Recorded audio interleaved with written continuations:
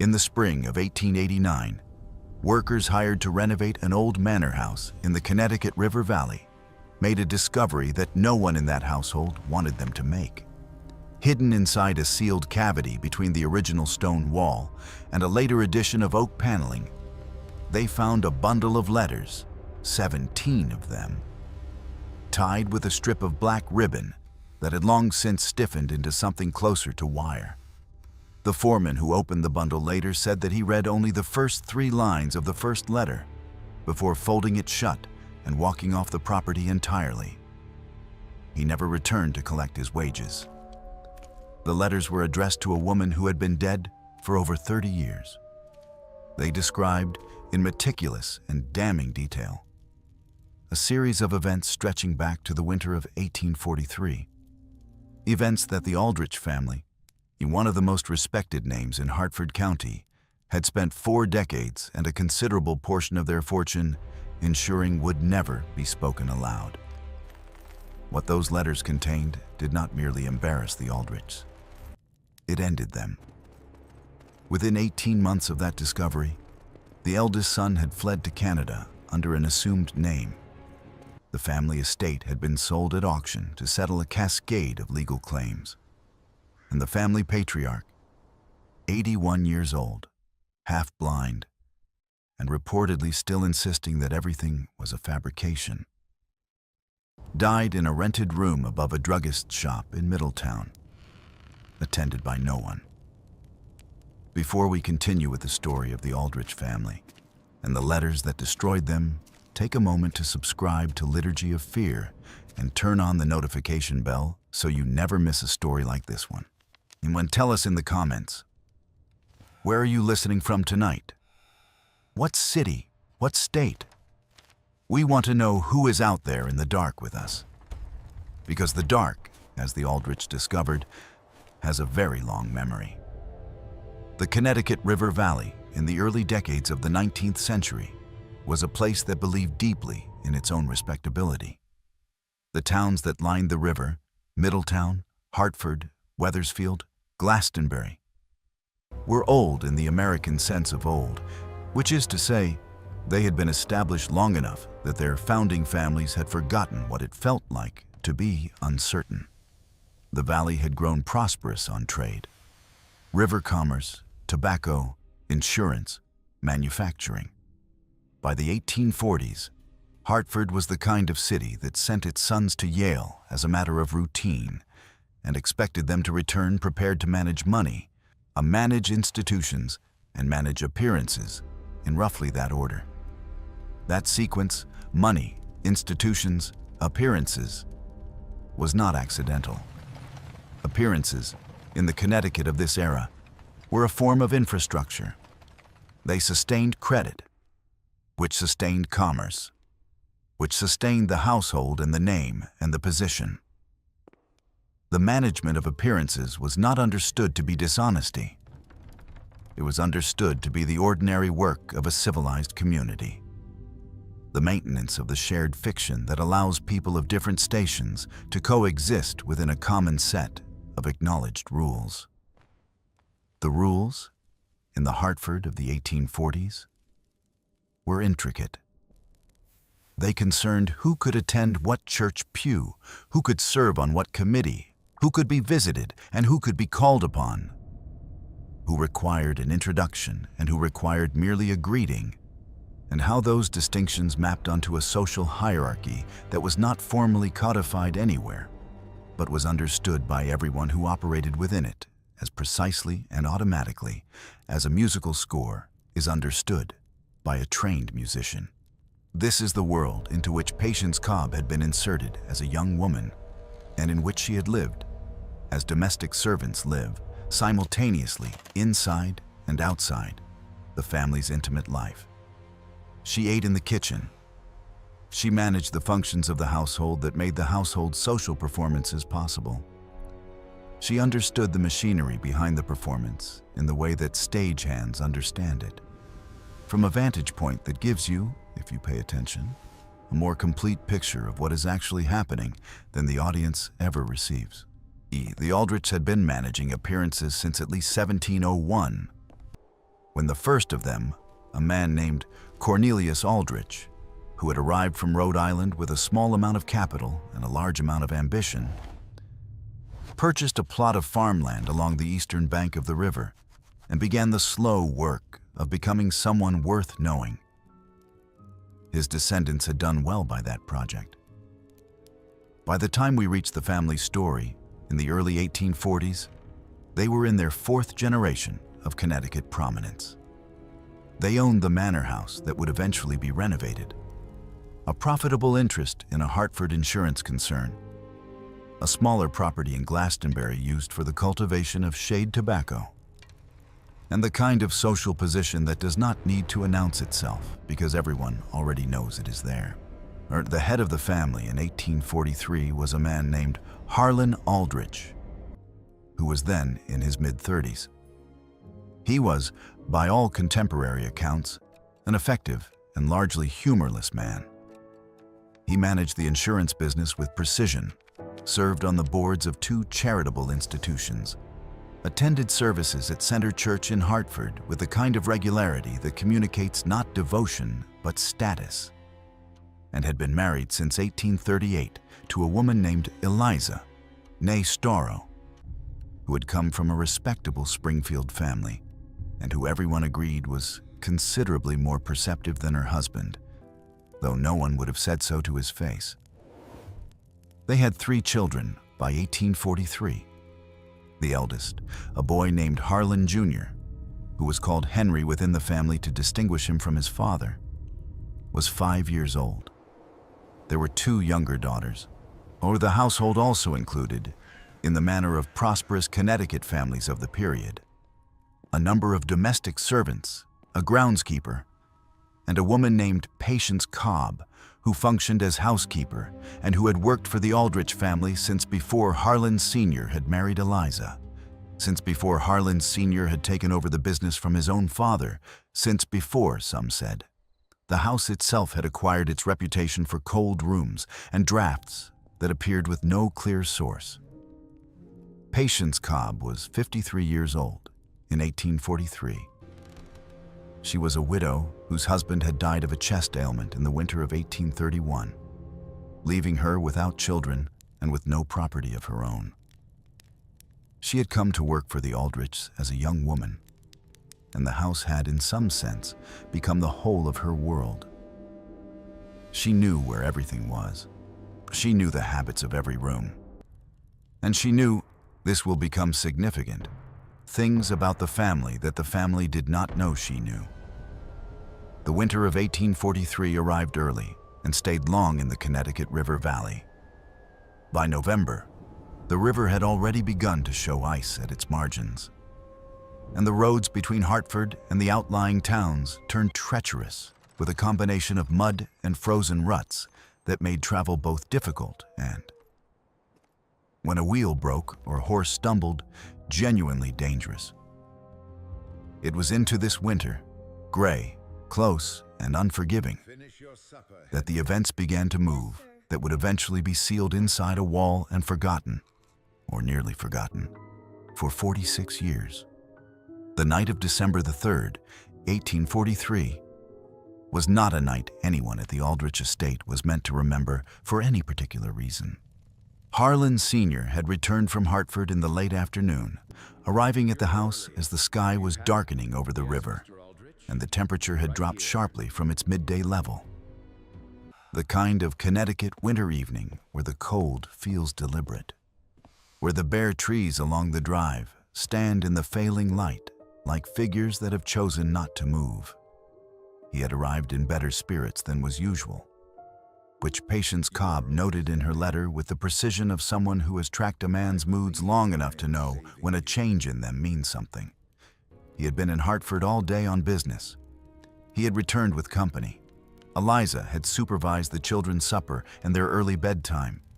The household's evening meal had been prepared and served in the manner it was always prepared and served. The good china for the dining room table, the lamps lit, the fire built up in the hearth until the room was warm in the specific way of a house that has thick walls and good wood and people who know how to use them.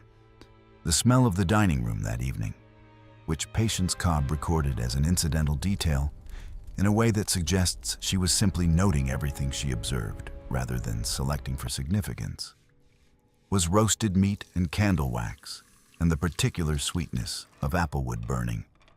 Daniel Ferris, 26 years old, recently engaged to be married, hired as a clerk in the insurance office, had arrived at the manor house that afternoon in the company of Harlan Sr. and had been invited to stay the night given the worsening of the weather. He was, by Patience Cobb's brief description, a young man of pleasant manners and a certain eager-to-please quality that people in subordinate professional positions sometimes develop when they understand that their advancement depends on the goodwill of a specific person. He thanked Patience Cobb for the preparation of the guest room. He carried his own bag upstairs. He was, by all visible signs, an ordinary guest in ordinary circumstances. This detail, the presence of Daniel Ferris, would become, in retrospect, the hinge on which everything else turned. What is known, or what can be reconstructed from the evidence that later emerged, is this. Daniel Ferris did not sleep in the guest room he was assigned that night. At some point between 10 in the evening and 3 in the morning, he was somewhere else in the house. And sometime during those same hours, Eliza Aldrich was not in the bedroom she shared with her husband, who was, according to his own later account, sleeping with the help of a preparation of laudanum he had been prescribed for a recurring pain in his back. What is also known is that Patience Cobb, whose room was on the ground floor near the kitchen, did not sleep at all that night. She heard things. The house made its ordinary nighttime sounds. The settling of old stone against newer wood, the movement of air through corridors that had never been entirely sealed against the winter, the distant sound of the river, if the wind was right. But she heard beneath those ordinary sounds something that was not ordinary, footsteps that did not belong to the pattern of a household at rest. A door that opened and did not immediately close. Voices, very low, in the corridor above the kitchen. Not words. Nothing she could transcribe. But voices and a specific emotional register she recognized, the specific low urgency of people who do not want to be heard. She saw, through a partially open door, something she was not meant to see. And she wrote it down, not immediately, not that night, but within the following days, in a letter addressed to her sister in New Haven, a letter she ultimately did not send, but kept instead, folded inside a larger bundle that she added to over the following years, with the methodical, quiet precision of someone who understands that truth, if it is to be useful, must be preserved in a form that will survive. And the morning after Daniel Ferris spent the night at the Aldrich estate, he left before breakfast. Harlan Sr. saw him off at the door and, by every visible sign, parted from him in the ordinary manner of an employer bidding a valued employee a comfortable journey. Eliza did not come downstairs until mid-morning. She complained of a headache. The children were kept in the nursery. 3 weeks later, Daniel Ferris resigned his position at the insurance concern, citing a desire to pursue an opportunity in Boston. Harlan Sr. provided him with a letter of recommendation that was, by the standards of such letters, unusually warm. Ferris departed for Boston in January of 1844 and did not, as far as the official record goes, have any further contact with the Aldrich family. But the official record, as Patience Cobb well understood, was not the only kind. What Patience Cobb had seen through that partially open door on the night of December the 3rd was not by itself necessarily the thing that unraveled everything. Affairs among the wealthy classes of mid-19th century New England were not precisely common knowledge, but neither were they unheard of. What made the Cobb letters, for that is what they eventually became, the Cobb letters, at least in the minds of the few people who knew they existed, different from a simple account of marital infidelity, was what Patience Cobb understood about the context in which that night had occurred. To explain this, it is necessary to go back slightly further in the story, to the summer and autumn of 1843, before Daniel Ferris arrived at the manor house with Harlan Sr. on that cold December afternoon. When in the summer of 1843, a young woman named Mercy Dunbar had come to work at the Aldrich estate as a household servant. She was 17 years old, the daughter of a farming family from Glastonbury, brought in to help with the increased labor the household required after one of the other servants had left to be married. Mercy Dunbar was, by all accounts, a quiet and industrious girl, not without intelligence, and possessing a directness of manner that Patience Cobb would later describe in her letters as both her greatest quality and the quality that most imperiled her. By September of 1843, Mercy Dunbar had attracted the attention of Harlan Aldrich Sr. in a way that left no room for misinterpretation. Patience Cobb saw this. She had worked for the family long enough to recognize what she was looking at. She had also worked for the family long enough to understand that the correct response in the practical calculus of her position was to see nothing, say nothing, and file everything away in the part of her mind where other such things were already filed. What complicated the situation, and what gave Patience Cobb's eventual account its particular weight, was that Eliza Aldrich also saw what was happening. And Eliza Aldrich, who was, as everyone agreed, considerably more perceptive than her husband, drew a conclusion that her husband had apparently not considered: that the best way to redirect a dangerous situation was to provide a substitute for the danger. Daniel Ferris was not, in other words, a random choice. He was a young man of relatively modest means and significant ambitions, employed in her husband's own business, and therefore someone whose discretion could be reasonably counted upon. He was also, and Patience Cobb recorded this with the careful precision of someone who understood she was writing history, someone for whom Eliza Aldrich had developed a genuine attachment over the preceding year through the ordinary social contacts of a businessman's household. Dinners, holiday gatherings, the incidental proximity of a small professional world. Whether Eliza's calculation was correct, whether she believed that redirecting her husband's attention by occupying her own was a rational strategy, or whether the rationalization came later to explain something that had happened for simpler reasons, is a question the letters leave open. What they do not leave open is the sequence of events, or the fact that Patience Cobb, from her position of invisible domestic authority, had observed most of it with the thoroughness of a woman who had learned, over decades of service, that the powerful are observed most accurately by those they have learned to look through. By the spring of 1844, Mercy Dunbar had left the Aldrich household.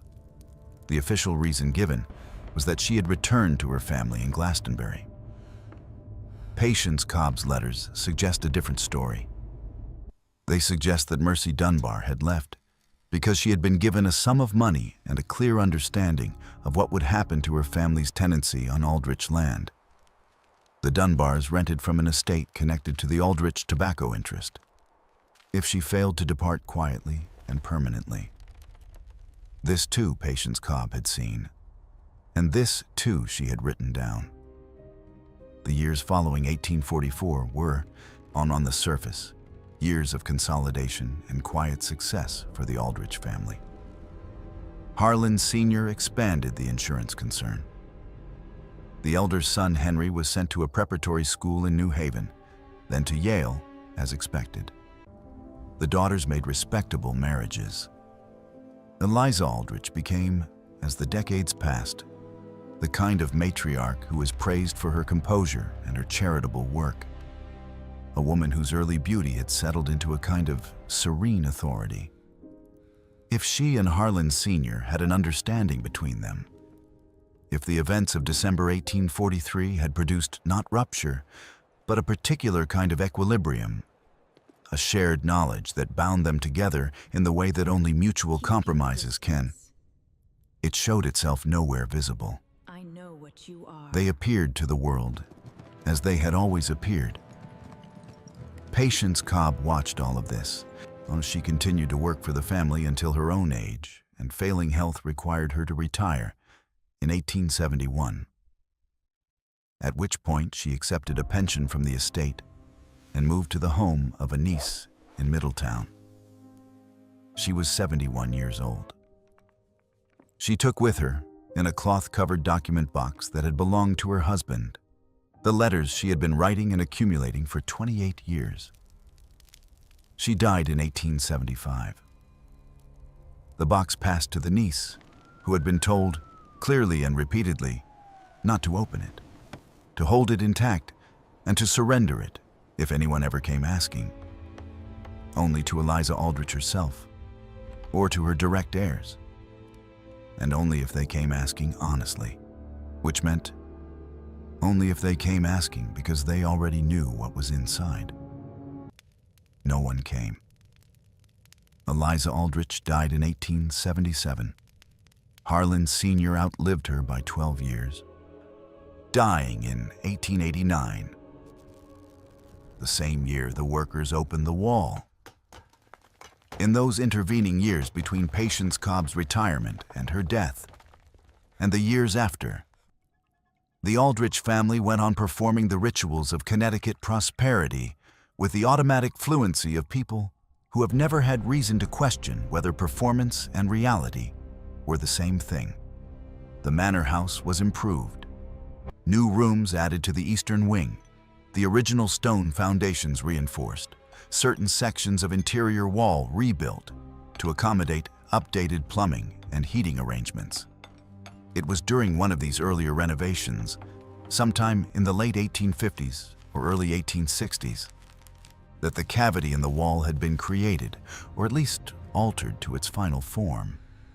Who placed the letters there is not entirely clear from the documentary record, but the timing suggests that it was after Patience Cobb had left domestic service, and the question of whether she placed them there herself, on some final visit to the house, or through some intermediary, or whether they arrived in the wall by a different chain of hands, is one of the small, unresolved questions that the story leaves permanently open.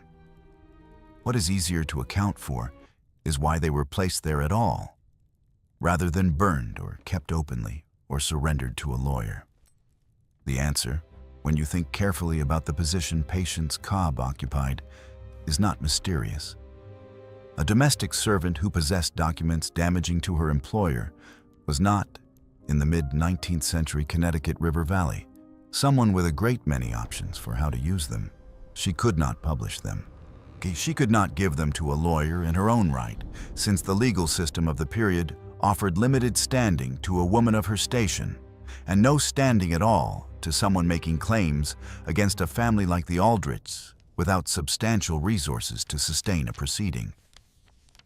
She could try to extract some benefit by threatening disclosure, but this was a strategy that required a willingness to be destroyed in the process. Because the Aldrichs had tools for discrediting a domestic servant that she had no tools to answer. What she could do, and did, was keep. She kept the letters because keeping them was the only form of preservation available to her. And she placed them, eventually, somewhere they would not be destroyed by accident or by the tidying impulses of a household that would otherwise have had every reason to clear out the papers of an elderly retired housekeeper. A wall is not a safe, but a wall is permanent in a way that a drawer or a trunk or a document box left to a niece is not quite permanent enough. The wall held them for somewhere between 20 and 30 years. It held them through 2 changes of household staff, through the deaths of both of Henry Aldrich's parents, through the conversion of several rooms from their original purpose to new ones, and through the ordinary erosion of time on a house that is maintained but not loved, kept functional but not cherished, operated as a property rather than inhabited as a home.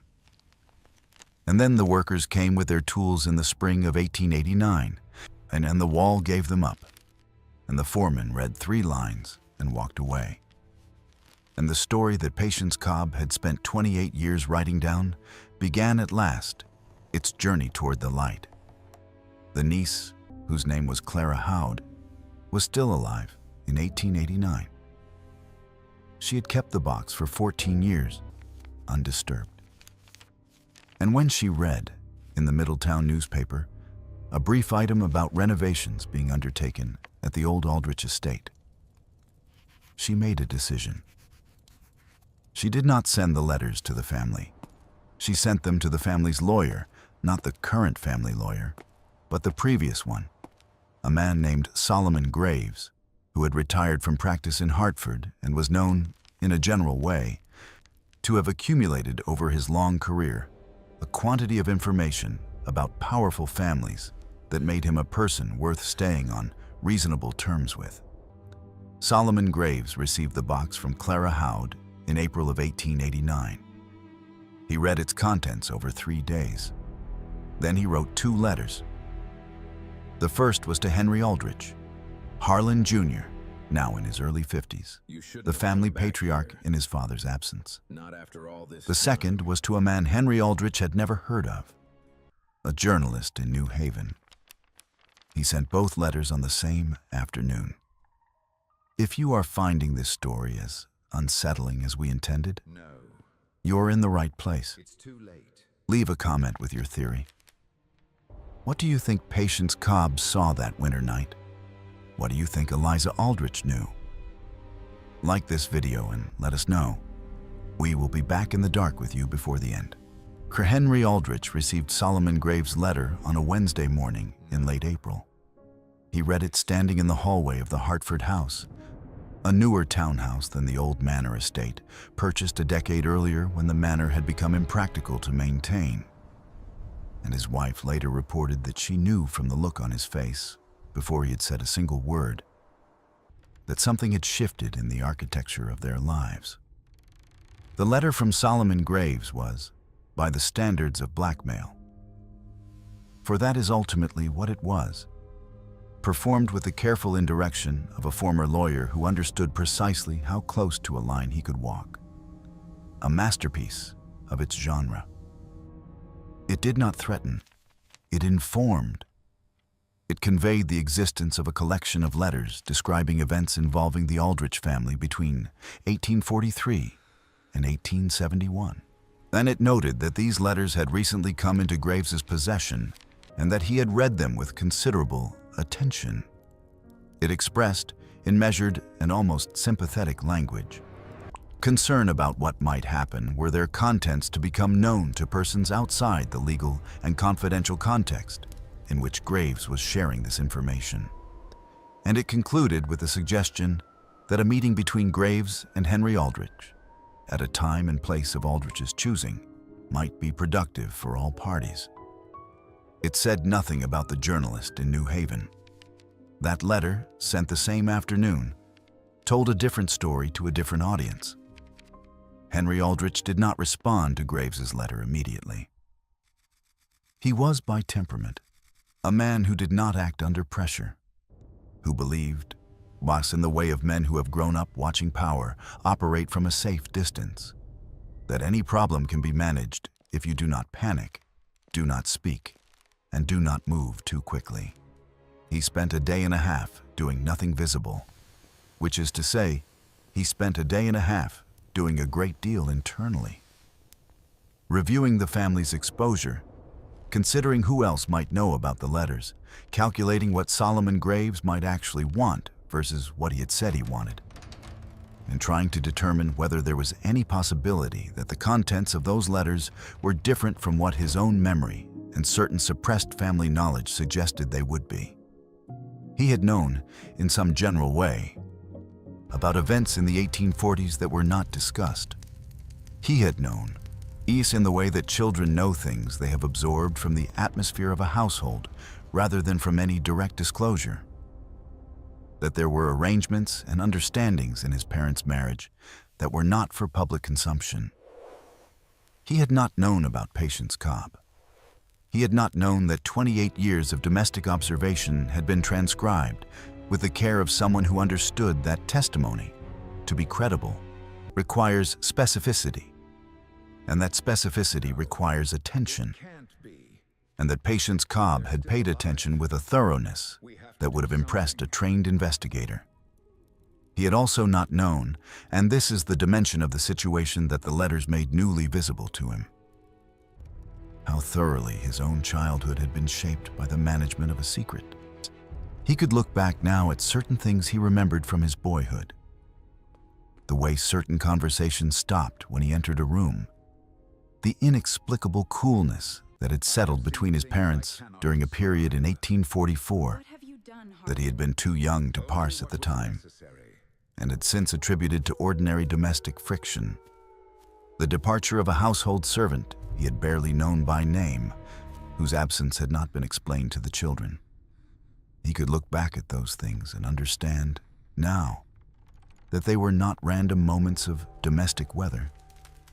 They were the visible surface of something that had been carefully kept below the surface, specifically so that he would not understand it. This is one of the more disturbing features of the Aldrich story. Not only that harmful things had been done, but that the children of the people who did them had been deliberately kept in the kind of comfortable ignorance that would allow them to carry the family name forward without the weight of what they were carrying.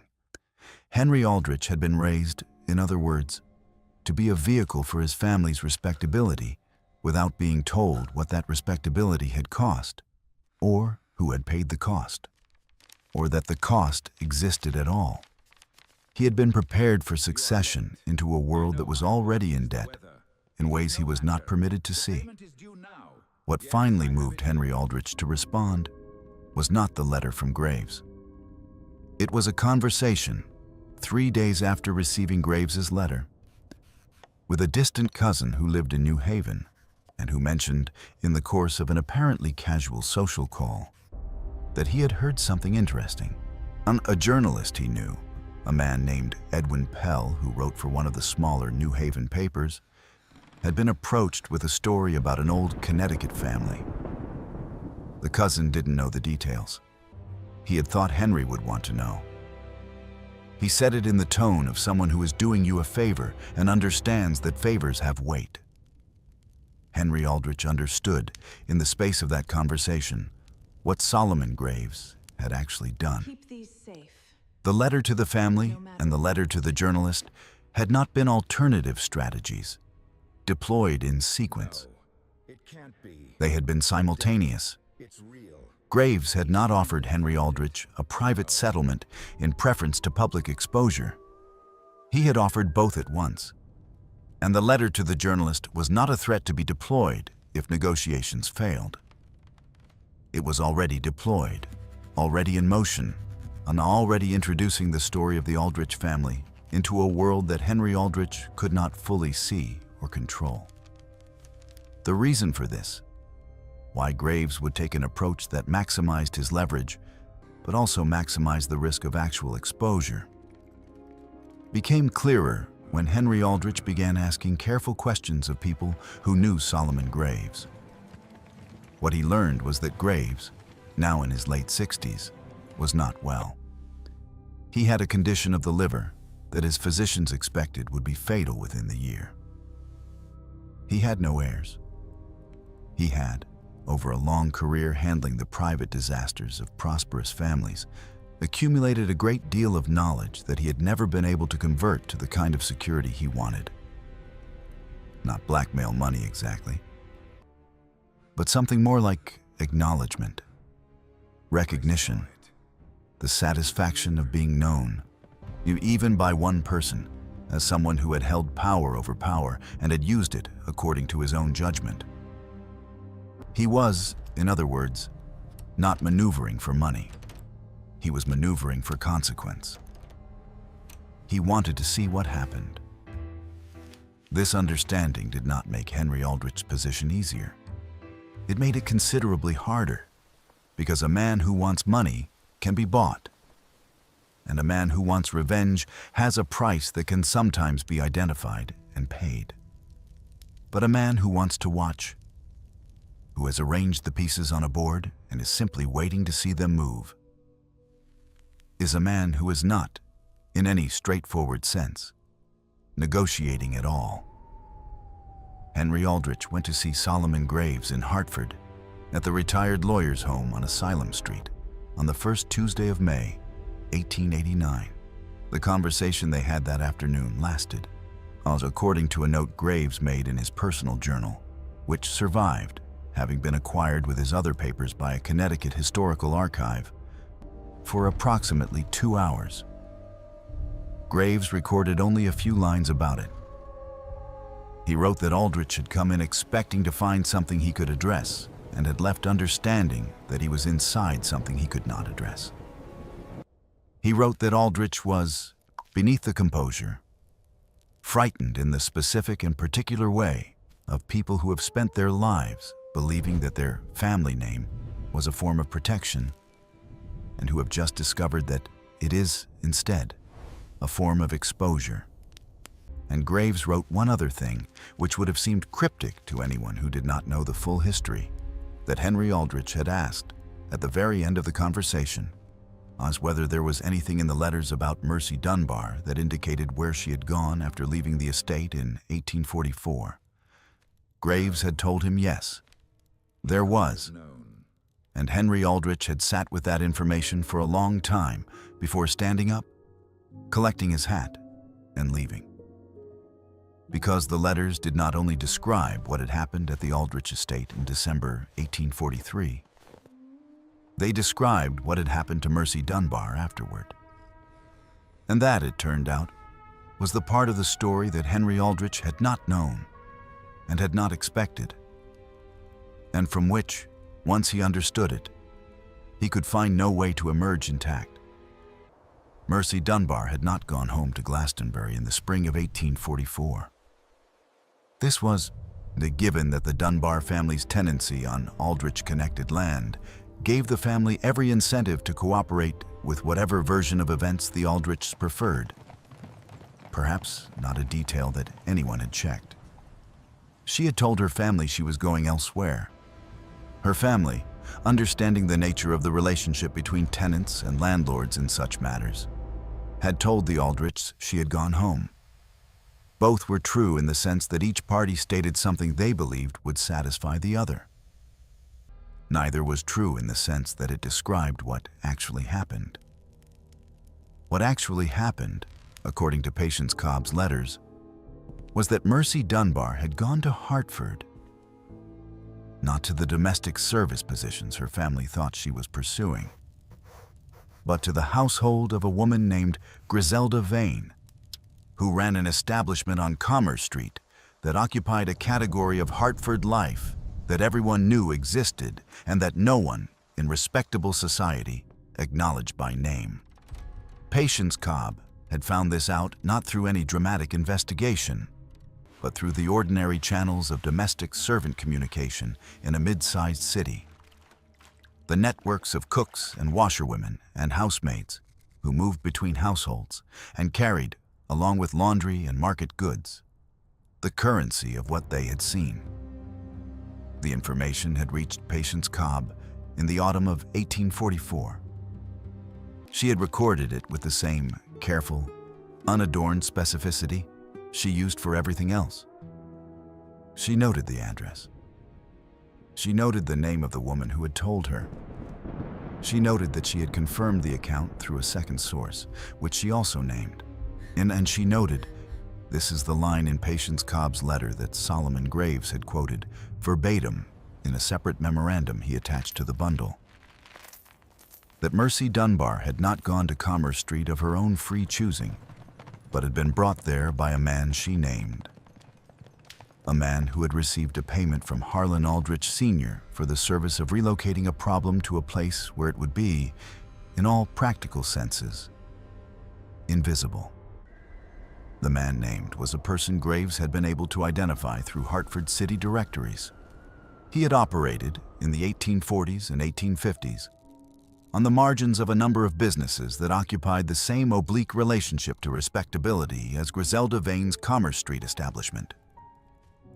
He was dead by 1889, Harlan Aldrich Sr. was dead by 1889.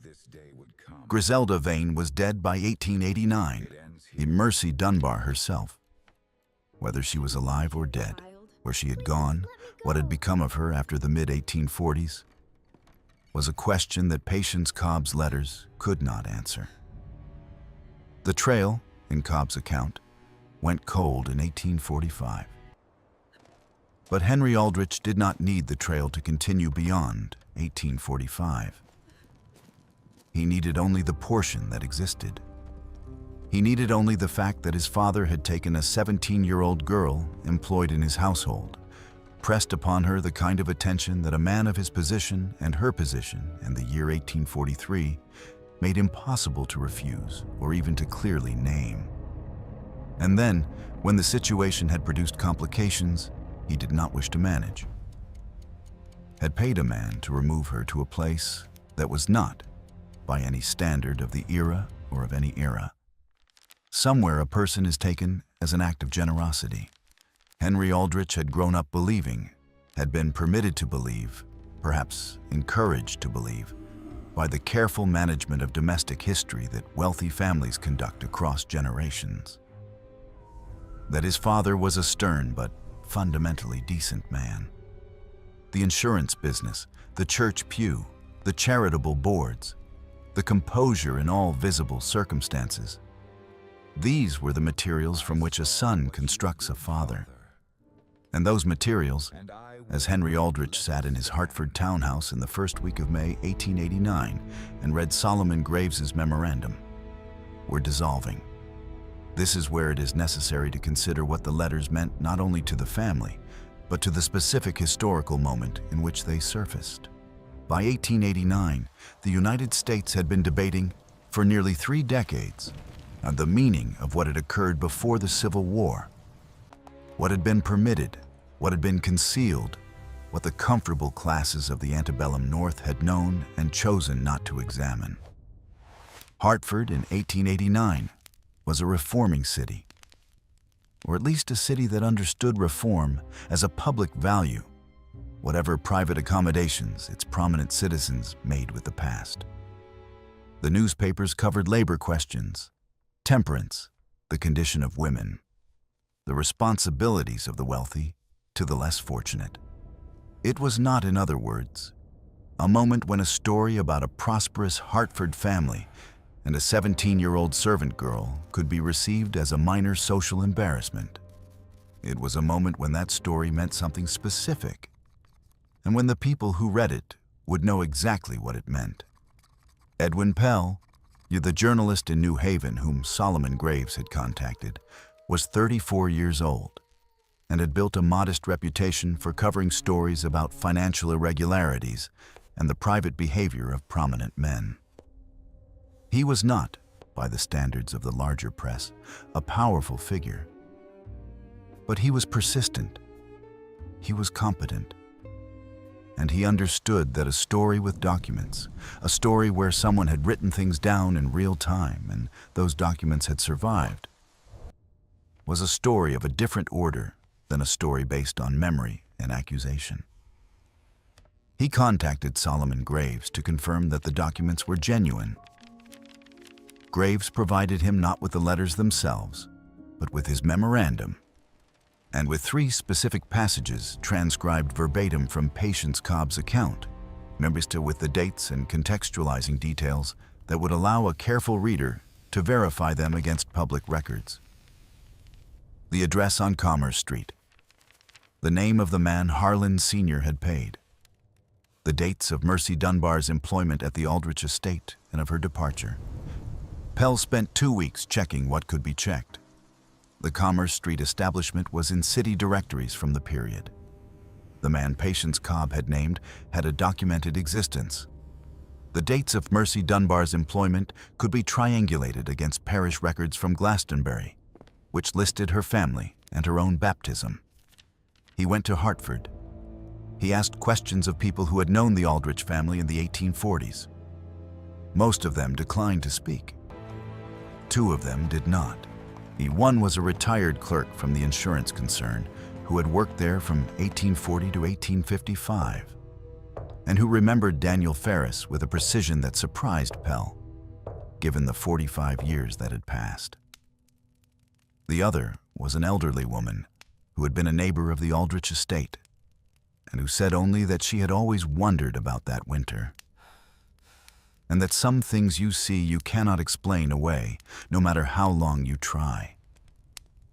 Just when we thought we understood the shape of this story, the ground shifted again. If this history is sending a chill through you, the kind that comes not from the impossible, but from the completely, terribly possible, share this video with someone who loves dark mysteries. Hit that like button. Subscribe to Liturgy of Fear. We are going deeper before we come out the other side. And the story appeared in the New Haven paper on June 14th, 1889. It was not, by the standards of later journalism, a long piece. It covered perhaps 4 columns, and it was written with the careful hedging of a journalist who understood libel law and the difference between what he knew and what he could prove. But it was specific. It named the Aldrich family. It described the general nature of the letters and the circumstances of their discovery. It reported what could be confirmed about Mercy Dunbar's background and employment at the estate. And it reported, in guarded but unmistakable language, the documented connection between Harlan Aldrich Sr. and the Commerce Street establishment. The New Haven paper had a circulation of modest size, but stories travel in ways that circulation figures do not capture, and this particular story traveled quickly. It was picked up within a week by a Hartford paper and then by a Springfield paper, each with their own additions and framings, each adding the particular texture of a community that had known the Aldrich family in some capacity and now found itself looking at what it had known through a new lens. The Hartford piece was notably cautious. Hartford being a city where the Aldrichs had social connections that a local editor would have been aware of. But caution, when it takes the form of carefully worded not denial, communicates almost as much as assertion. What the initial coverage did not include, because Pell had not yet received the physician's document, was any account of what had happened to Mercy Dunbar after 1845. The first article described her as a young woman who had been employed by the family and then removed from that employment under circumstances that raised questions. The questions it raised were serious enough. They situated Harlan Aldrich Sr. within a pattern of behavior toward a vulnerable employee that readers of 1889, not all readers, not readers everywhere, but readers in the kind of reforming northeastern city that Hartford and New Haven had become, were primed to evaluate with a severity that would not have been universal 20 years earlier. The temperance movement had changed certain conversations. The emerging discourse around the condition of working women, the investigations into industrial labor that had produced legislative attention in Massachusetts and Connecticut both, and the spreading influence of settlement house reformers who documented what actually happened to young women of limited means when the systems supposedly designed to protect them failed. All of this had created, by 1889, an audience that knew how to read between the careful lines of a newspaper story and identify the reality being described. It did not fully know how to identify who was doing the describing. Patience Cobb's name did not appear in any of the articles. She was referred to only as a source whose written account had been preserved and authenticated. The question of who she was and why she had spent 28 years recording what she had seen was left largely as an absence in the center of the narrative. This absence was noticed by some readers who wrote to the paper asking about it. Pell did not identify her publicly. He had made a decision. When he understood the nature of what she had done and who she had been, that naming her served no purpose she would have endorsed. She had not wanted credit. She had wanted the truth to survive. It did not fully know how to identify who was doing the describing, but it knew exactly how to receive what was being said. And what was being said, even in the carefully hedged language of the first article, was that a man of significant social standing had used that standing to harm a young woman in his employment and had then used the resources available to him to make that harm disappear. It did not name Patience Cobb. It attributed the source of the documents to a legal intermediary, unnamed. It did not reproduce the letters directly, but it provided enough specificity that people who knew the family and people who wanted to know more had a framework within which to ask their own questions, and the questions, once started, did not stop. Henry Aldrich learned of the article the morning it appeared through a telegram from his cousin in New Haven. He had known it was coming, had known since the conversation with Solomon Graves that the journalist already had materials. But knowing a thing is coming and experiencing its arrival are different states, and the difference, in this case, was considerable. He spent that morning making decisions. He did not respond to the article publicly. He sent a letter to the editors of 2 Hartford papers through his own lawyer, indicating that the family reserved the right to pursue legal remedies for false and damaging publication. The Hartford papers ran brief items acknowledging the story and noting the family's response. What he did not do, and what this particular aspect of the Aldrich story makes significant, was seek out any information about Mercy Dunbar beyond what Graves had told him. He did not try to find her. He did not attempt to determine what had become of her after 1845. This omission was noticed by Pell, who wrote about it in a follow-up piece in August, and its significance was left for readers to interpret. The follow-up piece was the one that did the serious damage. By August, Pell had been in correspondence with people the first article had shaken loose. People who had known the Aldrichs in the 1840s. People who had known Griselda Vane's establishment, named people who existed in that stratum of a mid-19th century city that keeps its own records even when the official records are silent. One of these correspondents provided a document that Pell had not expected to find. A record kept by a physician who had provided irregular services to Vane's establishment in the late 1840s.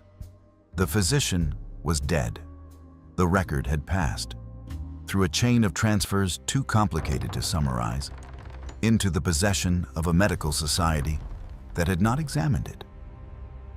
It contained, among other entries, a reference to a young woman referred to by a first name, consistent with Mercy Dunbar's, receiving treatment in the spring of 1845 for a condition the physician's careful notation described in the language of the period, which was obscure, but which Pell had shown to 2 practicing physicians who confirmed its meaning without ambiguity. The follow-up article said, as plainly as it dared, that Mercy Dunbar had not merely been removed from the Aldrich household. She had been removed from the Aldrich household under circumstances that had produced consequences for her health and her life. That the Aldrich family, specifically Harlan Aldrich Sr., had subsequently done nothing to address or acknowledge. Whether Mercy Dunbar had survived this, whether she was alive in 1889 somewhere in New England or beyond, living under her own name or another, Pell could not determine. He said so in the article. He asked anyone with information about a woman named Mercy Dunbar, born in Glastonbury, Connecticut, approximately 1826, to contact him. 3 people did. On none of their accounts could be verified.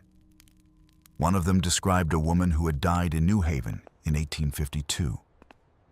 One described a woman living in Springfield in 1889 under a different name, who might or might not have been the same person. The third sent a brief, unsigned note that said only, "She survived." It was not signed. It had a Boston postmark. Pell published all 3 responses in a 3rd article in October. He added a reflection of his own. which is perhaps the line most frequently quoted from the entire episode. That the records of powerful families are the records they choose to keep, and that the records of women like Mercy Dunbar are the records that survive by accident, in the margins of other people's accounts, dependent for their existence on the persistence of someone who thought they mattered. The someone, in this case, had been Patience Cobb, a widow, a domestic servant, a woman who had worked in a house for decades and had understood, in the particular way of people who are present without being seen, that the truth of a household is not found in its formal documents or its public record. It is found in what happens at 3 in the morning, when the family thinks the house is asleep. The legal remedies Henry Aldrich had threatened never materialized. His lawyers, reviewing the specific claims made in the 3 articles against the documented basis Pell had established, concluded that a lawsuit would produce discovery that would be considerably more damaging than anything already published. There was no suit. What followed was not dramatic in the way of legal proceedings or public confrontations. It was the quieter drama of a family's position simply ceasing to be maintained. Institutions that had included Aldriches on their boards found, in the months following the articles, that the association had become complicated. Business relationships that had depended on the social weight of the Aldrich name found the same thing. The insurance concern, which had been profitable for decades, found its management transition. Henry Aldrich was in the process of handing day-to-day operations to a younger partner, complicated by questions no one asked aloud, but that everyone was asking. Henry Aldrich's younger brother, a man named Charles, who had built a separate professional life in Boston, severed contact with the Hartford branch of the family in the winter of 1889 and did not explain publicly why. His wife, it was understood, had insisted. Their children used a modified version of the family name in some contexts and their mother's maiden name in others, which was, in the social grammar of the period, a sufficiently clear signal. Henry Aldrich himself held on longer than anyone expected. He spent 1890 attempting to stabilize the family's position through a combination of public charity, donations to institutions, visible church attendance, the purchase of a memorial window for Center Church in his father's name. A gesture of posthumous rehabilitation that was received with a silence that told him everything about whether it would work. And private legal maneuvering aimed at reducing the estate's exposure to the claims that had begun to accumulate around the margins of the story. Some of these claims were financial. Creditors and business partners who felt that the revelation of the family's history changed the terms of their relationships. Others were stranger and harder to manage. Descendants of people tangentially connected to the 1840s events who had been given, by the articles, a language for grievances that had previously been unarticulated. The estate was put up for auction in the autumn of 1891. The old manor house, the tobacco property in Glastonbury, the Hartford townhouse, all of it went, over the course of 18 months of legal proceedings, to satisfy a combination of debts and settlements that the Aldrich family's reduced income and social position could no longer service. The auction of the manor house contents was reported in the Hartford Courant in a single paragraph, which noted that the house had been purchased by a manufacturing concern that planned to demolish the original structure and use the property for a different purpose. It made no mention of the wall. Henry Aldrich left Hartford in 1892. He went to Canada, as had been reported, specifically to Montreal, where he had a connection through the insurance industry and where his family name meant nothing. He lived there until 1907, working in a modest administrative capacity for a commercial firm, and died without having returned to Connecticut. Whether he died in peace or in something else is not recorded. Harlan Aldrich Sr., the patriarch, the man whose actions in the winter of 1843 had set all of this in motion. died in the Middletown rented room in the autumn of 1889, a few months after the first article appeared. He had been informed of its publication. His reaction, as reported by the druggist whose shop was below his room and who was the closest thing he had to an attendant in those final weeks, was to say that it was all lies and fabrications, that he had never done anything that was not in accordance with his position and his times, and that the people responsible for spreading such material were no better than common criminals. He said this more than once. He said it with conviction. He was not, as far as anyone could observe, troubled by doubt. This is, perhaps, the most unsettling detail in the entire story. Not the events themselves, not the letters in the wall, not the trail of documents that Patience Cobb assembled across 3 decades, but the old man in the rented room insisting until his last days that he had done nothing wrong, because he was speaking, in some sense, from inside the logic of his own world. The world in which his position entitled him to certain behaviors, in which the people below him in that world existed primarily in relation to his needs, in which the management of consequences was simply what a man of his standing did when circumstances required it. He was not performing innocence. He believed it. Solomon Graves lived long enough to read all 3 of Pell's articles. He died in December of 1889, 6 months after sending the letters to his 2 different destinations. His personal journal, the one that survived into the historical archive, ends in November with an entry that is brief and that does not, despite everything, sound like the entry of a satisfied man. It says only that he had hoped to know what had become of the girl, and that he did not, and that this would have to be enough.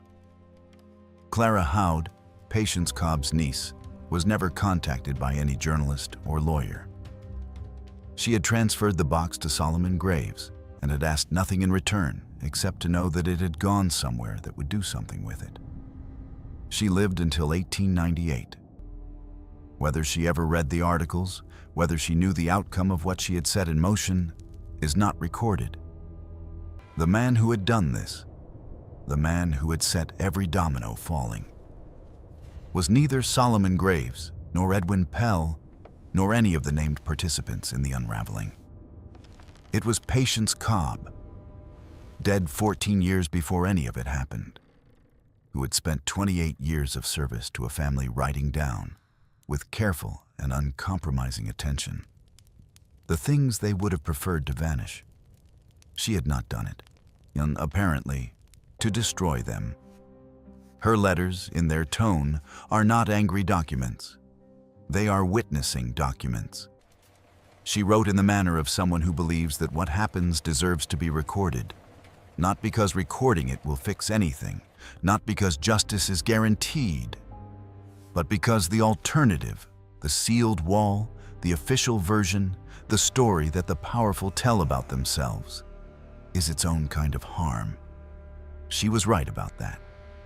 And the foreman who walked off the property without collecting his wages on the day the wall was opened was, in his small and practical way, also right. Some things, once you have read the first 3 lines, you understand you are not going to be able to put down. This mystery shows us something that every era understands and every era forgets. That the records of the powerful are kept by the powerful, and that the records of everyone else survive by accident, by persistence, and occasionally by the stubbornness of a woman with a cloth-covered box and 30 years of careful attention. What do you think of this story? Do you believe everything was revealed? Do you think Mercy Dunbar sent that unsigned letter from Boston? Leave your comment below. If this kind of history, the kind that lives in the walls and survives the families it witnessed, is the kind that keeps you up at night, then subscribe to Liturgy of Fear. Hit the notification bell and share this with someone who needs to hear it. We will be back in the dark. We will see you in the next story. I'm freezing. I'm bleeding, slowly fading away. But don't worry, I'm fine.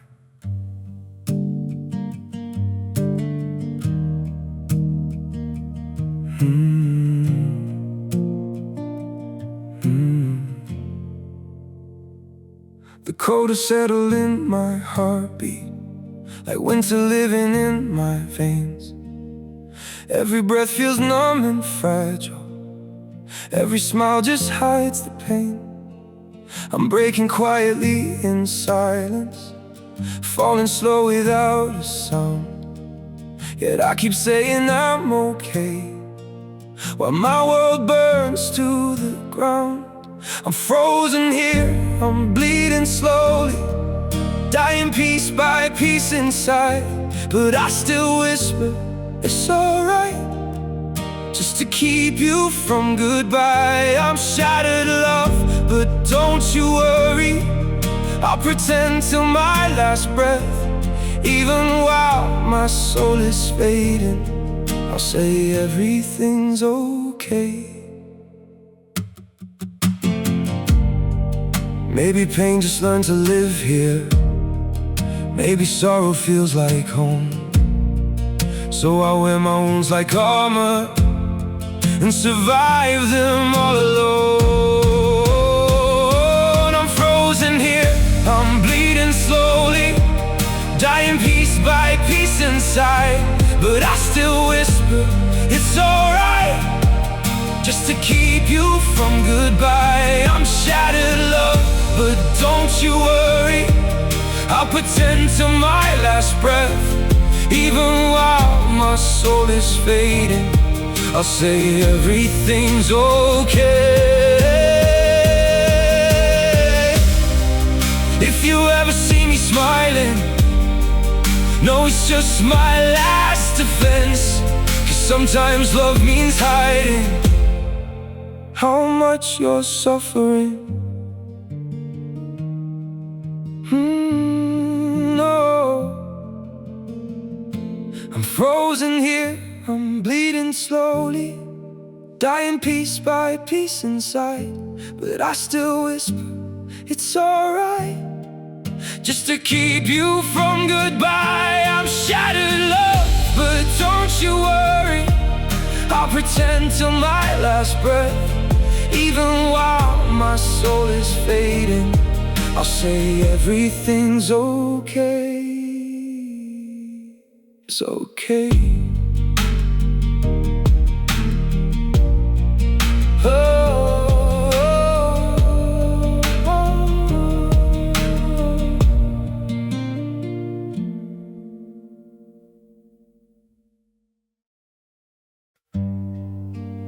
Some days feel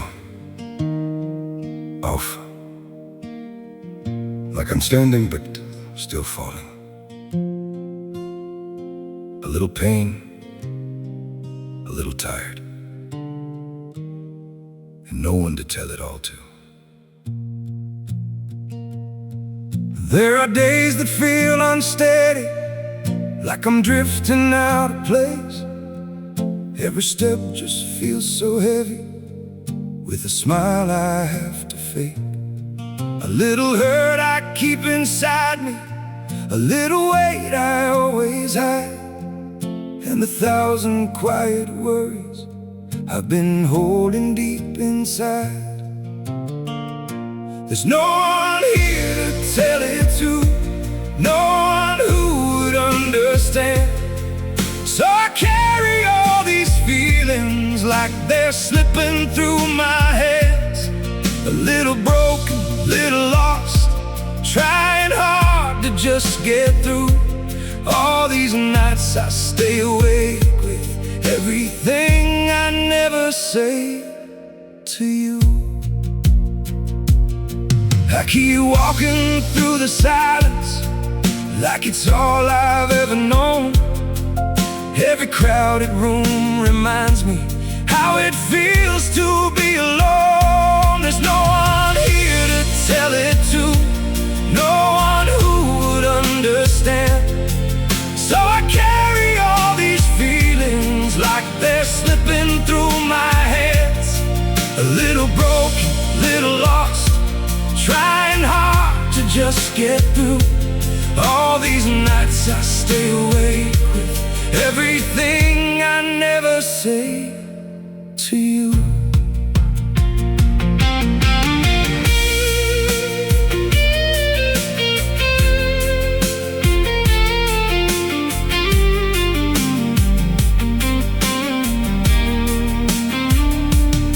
Maybe one day I'll be stronger.